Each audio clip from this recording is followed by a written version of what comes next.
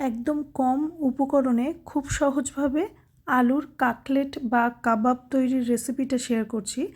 Basic জিনিস use করে এই রেসিপিটা বানালেও এর স্বাদ কিন্তু অতুলনীয়। একবার কিন্তু বাড়িতে এটা ট্রাই করা যেতেই পারে। তো প্রথমে এই রেসিপিটার জন্য আমি নিয়ে নিয়েছি বেশ কয়েকটা ব্রাউন ব্রেড। আপনারা আপনাদের প্রয়োজন অনুযায়ী নেবেন। আমি এখানে ব্রাউন ব্রেডটাকে ব্যবহার করেছি, চাইলে হোয়াইট ব্রেডটাকেও কিন্তু ইউজ করা যায়। এবারে খুব ছোট টুকরো করে ব্রেডগুলোকে কেটে নিয়েছি। চাইলে ব্রেডের চারপাশের ব্রাউন পার্টটাকে কেটে বাদও দিতে পারেন। এবারে মিক্সিং জারে দিয়ে খুব ভালো করে ঘুরিয়ে নিচ্ছি। তো এখানে ব্রেড ক্রাম্বস তৈরি হয়ে গেছে। এবারে এই রেসিপিটার জন্য আমার লাগবে সেদ্ধ করে রাখা আলু।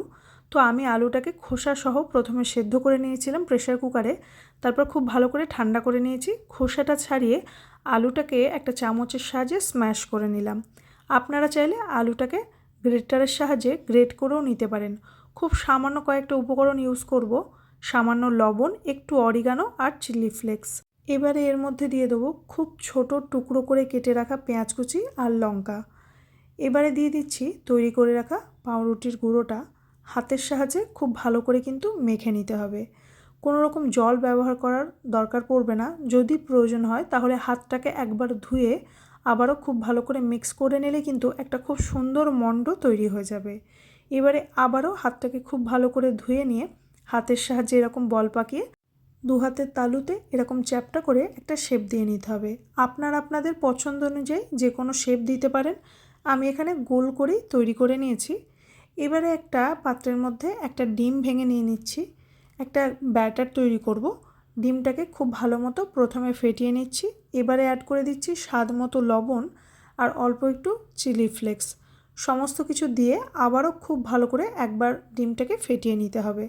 তো ডিমের এই গোলাটাও রেডি হয়ে গেছে। এখানে এবার সব কিছু রেডি করে নিই।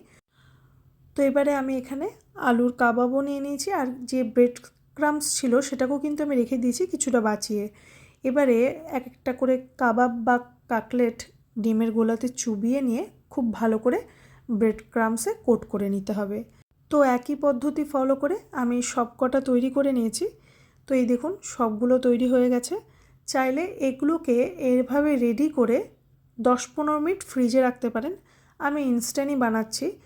চাইলে এগুলো কিন্তু ডিপ ফ্রাই করা যেতে পারে, তবে ডিপ ফ্রাই খেতে না চাইলে আমি যেভাবে বানিয়েছি এভাবে করলেও কিন্তু দারুণ খেতে হয়।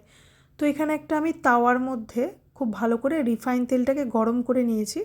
তেলটা ভীষণ ভালো করে গরম হয়ে গেলে একটা একটা করে এরকম আলুর কাটলেট দিয়ে একটু সময় নিয়ে এপিট ওপিট উল্টে পাল্টে একটু লাল করে ভেজে নিয়েছি। একটু সময় সাপেক্ষ, কিন্তু একটু ধৈর্য ধরে ভাজলে কিন্তু দুপিটি খুব সুন্দরভাবে ভাজা হয়ে যাবে। যে কোনো গ্রিন চাটনি বা কেচাপের সাথে কিন্তু জাস্ট অসাধারণ লাগে। তো এইভাবে কেউ রেসিপিটা বানালে অবশ্যই জানাবেন।